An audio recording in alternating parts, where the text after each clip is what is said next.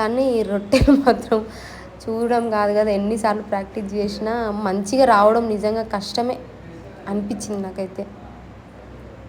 అందుకే నవ్వుతూ ఉన్న వెంకటేష్ ఏమో ఎగతాళి చేస్తున్నాడు అనమాట.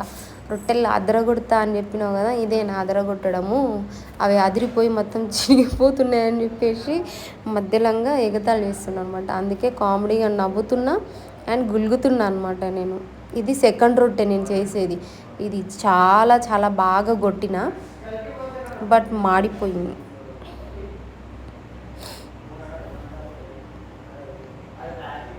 నవ్విస్తున్నాడు అనమాట. ఆ రొట్టె చూడండి ఎట్లయింది పెంకు పైన, పెద్ద కొట్టినా కానీ అది అక్కడ ఊడిపోయి ఇక్కడ ఊడిపోయి చిన్నగా అయింది అని బొక్కలు పడ్డాయి.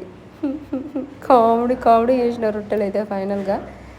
బట్ ఏదేమైనా కానీ తిన్నాంలే, ఇంకా ఎట్లయినా కానీ చినిగిపోయినా కానీ బొక్క పడ్డా కానీ మంచిగానే రొట్టె పిండితోనే చేసింది రొట్టెనే కదా, సో అట్లా అని చెప్పేసి చేయనైతే చేసిన రొట్టె.